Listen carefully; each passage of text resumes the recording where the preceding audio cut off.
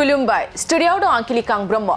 एबसुनि मिरु रोंगौथि सायख' आनजादखौ 15 डिसेम्बराव खुंफुंनो सायख' आनजाद बर्डआ फोसावबाय। दुलाराय बर' फरायसा आफादनि मिशन क्वालिटी एडुकेशन मुभमेन्ट एबा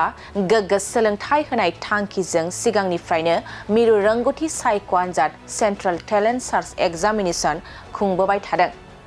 बेबायदिनो बे बोसोरावबो फैगौ 15 डिसेम्बराव बर' बिजोङाव फरायनाय फरायसाफोरखौ खाबु होनाय थांखिजों आनजादखौ खुंनो थाखाय थि खालामनाय जाबाय। लोगोसे बे आनजादनि आर'ज बिलाइ गथायनायनि नेमखान्थिफ्रा जाबाय बिजाथिया गावनि आर'ज बिलाइखौ अनलाइननि गेजेरजों सुफुंनांगोन। आर'जलाइ सुफुंनो जिल्ला एबा दखरानि बिबानगिरिया गावबा गावनि फरायसालियाव थांनानै फरायसाफोरखौ लानानै खालामनाय जागोन। नुजाथि बिलाइ एडमिट कार्डनि थाखाय पासपर्ट फट' गांसे होनांगोन।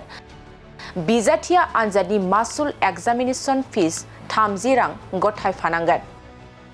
आनजादनि नेमखान्थिफ्रा जाबाय रोंगौथि सायख' आनजादनि सम फुंनि 10 रिंगानिफ्राय 12:30 रिंगासिम जागोन। आनजादाव थाखो 9 आरो थाखो 10 फरायसाफ्राल' बाहागो लानो हागोन। बिजाथिया आनजादसालियाव 30 मिनिटनि सिगांनो सौफैनांगोन। नुजाथि बिलाइ गैयाब्ला आनजादाव जिरायनो मोननाय नङा। फिननाय बिलाइयाव रेबगन बाहायनो नांगोन। आनजादसालियाव मबाइल फन, केलकुलेटर बायदि बेसादफोर बाहायनो मोननाय नङा। आरजायै आरो गाज्रि आखु नुयोब्ला आनजादसालिनिफ्राय होखारनाय जागोन। सोंलु बिलाइ एबा आनजादा मोनब्रै आयदा गोरलै सानखान्थि, गोरलै बिगियान, इंराजि, जिके बेनि सायाव जागोन आरो मोनफ्रोमबो आनजादाव 50 नम्बरनि सोंलु गासै 200 नम्बरनि सोंलु थागोन आरो मोनफ्रोमबो सोंथिनि थाखाय 1 नम्बर थागोन। गिबियावनो दिनै बे समाव बाहागो लानो हानाय जोंनि रादाब बिजोंनि साफ्रोमबो नोंथांमोननिसिम आंनि फुंबिलिनि गाहाम हामलायनायखौ बावहरनाय जाबाय। दिनै बे समाव मिरु दुलाराय बर' फरायसा आफादनि जानानै जों मिरु रोंगौथि सायख' आनजादनि खुंफुं आफादनिफ्राय जोंनि बोसोरफ्रोमबो खुंबोबाय थानाय जा मिरु रोंगौथि सायख' आनजाद बे सायख' आनजादखौ खुंनायनि सोमोन्दै आं फंनैसो बाथ्रा फोसावनो सानदों। मिरु दुलाराय बर' फरायसा आफादा बर' बिजोङाव फरायनाय फरायसाफोरखौ बादायलु मुगाजों गोरोबनानै बादायारि गोसो जाखांहोनायनि थाखाय आरो बादायनाय आनजादफोराव बाहागो लानायनि माखासे एक्सपिरियेन्सखौ बानायनो थाखाय मिरु दुलाराय बर' फरायसा आफादा सिगांनिफ्रायनो मिरु रोंगौथि सायख' आनजाद बेखौ खुंबोबाय थादों। देग्लाय बियो 9थि बोसोराव आगान होदों आरो बे 9थि बोसोरनि जिखिनि मिरु रोंगौथि सायख' आनजाद बे आनजादखौ जोङो मिरु रोंगौथि सायख' आनजाद खुंफुं आफादा फैगौ डिसेम्बर दाननि 15 खालाराव खुंनो थाखाय थि खालामनाय जादों आरो बेनि थाखाय जोङो गासैबो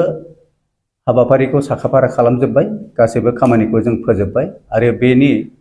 जिखिनि एप्लिकेसन साबमिसन बा आर'ज बिलाइ गथायनाय बेखौ जों दिनैनिफ्राय जागायनो सानदों। बबेखानि बेखौ आं फोसावनो सानदों दि सिगांनि समफोराव जोङो अफलाइनजों फर्म फिलआपनि गेजेरजों जोङो फर्मखौ साबमिसन लानाय जायोमोन फरायसाफोरनिफ्राय। नाथाय एबारनि बेलायाव जोङो बेखौ एसे आपग्रेड खालामनानै दानि जिखिनि अनलाइननि मुगा बेवहाय जोङो अनलाइननि गेजेरजों जोङो फरायसाफोरनि फर्म फिलआपखौ खालामनो थाखाय थाम थिम खालामनाय जादों आरो बेनि थाखाय जों अलरेडि एप मोनसे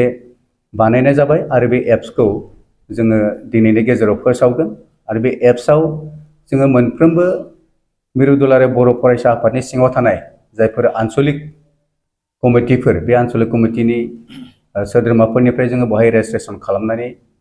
सोनाय जागोन आरो बिथांमोननि गेजेरजोंनो बे अनलाइन एप्सआव जोङो फरायसाफोरनि फर्म फिलआपखौ खालामनो हागोन। दा बेवहाय बेखौनो फोसावनाय जादों दि सिगांनि बोसोरफ्राव जि नेमखान्थिफोरजों बे आनजादखौ खुंनाय जायोमोन बेबो देग्लाय बे एखे नेमखान्थियानो बेवहाय जागोन। जोङो फैगौ 15 खालाराव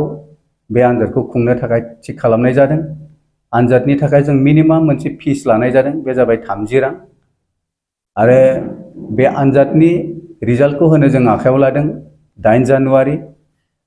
आरो बिनि जिखिनि बान्था बे बान्थाखौ जोङो दुलाराय बर' फरायसा आफादनि जिखिनि फैगौ जथुम्मा बे जथुम्मायाव फोसावहैनाय जागोन आरो बेवहाय रानहैनाय जागोन बिनि बान्थाखौ। बेनि अनगायैबो बेवहाय जिखिनि खामानिफोरखौ मावनांगौ जोंहा दुलाराय बर' फरायसा आफादनि सिङाव थानाय जायफोर आनसलिक कमिटिफोरनिसिम गासै खामानिखौ बिथोनखौ हरजोबनाय जागोन आरो मोनफ्रोमबो आनसलिक कमिटिनि सिङाव जायफोर मिरु थावनि जागोन बेवहाय आनजाद खुंफुं मिरु बे आनजादसालियाव बे आनजादफोरा जिरायनाय जागोन आरो आनजादनि थाखाय जोङो गासै गांब्रै साबजेक्ट बेवहाय लानाय जादों सिगांनि समावबो बे गांब्रै साबजेक्टआवनो लानाय जायोमोन जेरै मेथ्स साइन्स इंलिश आरो जिके बे गांब्रै साबजेक्टआव जोङो आनजादखौ खुंनाय जागोन आनजादनि टटेल मार्कआ जागोन 200 आनजादखौ होनो थाखाय थाखो 9 आरो 10 बे मोननै थाखोनि थाखाय बे आनजादखौ खुंफुंनाय जागोन दा बेनिखायनो बे समाव आं बेखौनो फोसावनो लुबैदि सिगांनि बोसोरफोरावबो आसामनि दाब दाब जिल्लानि गोबां फरायसाफ्रा बे आनजादखौ होदोंमोन आरो बेवहाय जायफोर रोंगौथि गोनां फरायसाफोर बिथांमोना बान्थाबो मोननो हादोंमोन जों बेवहाय बान्थाबो फोसावदों बे बान्थाया जाहैदों जाय टप मार्क मोनगोन बे आनजादाव जाय एकदम सेथि सिगां सारियाव आवग्रिनो हागोन बिथाङा 20,000 बान्था मोननाय जागोन दुलाराय बर' फरायसा आफादनिफ्राय जाय नैथि जायगाखौ आवग्रिनो हागोन बिथाङा 15,000 मोनगोन जाय थामथि जायगाखौ आवग्रिनो हागोन बिथाङा 10,000 बान्था मोननाय जागोन दा बेनि अनगायैबो टप 5 सिम जोङो बेवहाय लानाय जागोन आरो टप 5 आव जायफोर फरायसाफ्रा फैनो हागोन बिथांमोना 2,000 करि स्कलारशिप मोननो हागोन गतिके बेखिनि बान्थाया जाबाय थुलुंगानि मोनसे बान्था